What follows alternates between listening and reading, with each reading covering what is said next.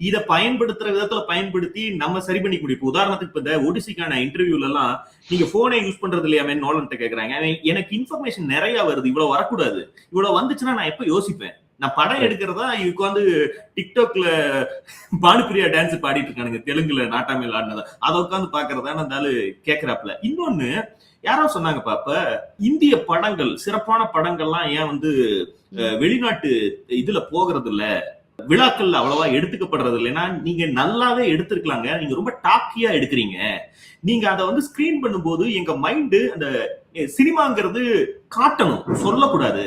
But நீங்க வந்து subtitle போட்டு விட்டுறீங்க, நான் சப்டைட்டிலே பார்த்துட்டு இருந்தா அந்த காட்சி அனுபவமே எங்களுக்கு கிடைக்க மாட்டேங்குது. அதனால வந்து மணிரத்னம் டைப்ல கதையை வந்து விஷுவல சொல்லுங்க, சொன்னாதான் அது உருப்பிடும் அப்படிங்கிற மாதிரி சொன்னாங்க. அப்படி இருந்த இடத்துல இருந்து இப்ப நான் இன்ஸ்டாகிராமுக்காக சின்ன பசங்க கிட்ட பேசினா அவனுங்க என்ன சொல்றானுங்க, நீங்க என்ன பேசுறீங்களோ அதை கீழே வந்து சப்டைட்டிலா போட்டுருங்க.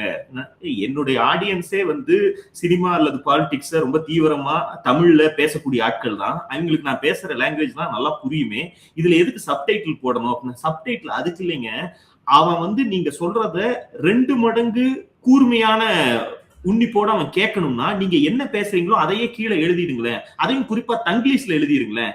அவன் கேட்டுக்கிட்டும் இருப்பான், அதே நேரத்துல அதை படிச்சுக்கிட்டும் இருப்பான். அதாவது அவனுக்கு நீங்க சொன்ன தகவலை 2 தடவை சொன்ன மாதிரி ஆகும். அப்போ நீங்க பாருங்களேன், இன்ஸ்டால முழுக்க முழுக்க சப்டைட்டில போட்டு ஏத்துவானுங்க. எதுக்கு ஏத்துறானுங்கன்னா இப்படி மாறிடுச்சு. அது வந்து டோட்டலா புதிய ஒரு உலகம். நீ அதுல இருந்து கொஞ்சம் கூட ஸ்க்ரோல், இப்ப தமிழ்லயே வந்து சாதாரண இவ்வளவு டெக்னிக்கலா இதை அணுகிற பையனை கூட விட்டுரு, நார்மலான புல்லட்னா மாதிரியான ஆட்கள் கூட வீடியோ ஆரம்பிக்கும் போது தள்ளி விட்டுறாதீங்கன்னு சொல்லிட்டு ஆரம்பிக்கிறாங்க. இந்த தள்ளி விட்டுறாதீங்கிறத யார் அவனுக்கு சொல்லி கொடுத்தது?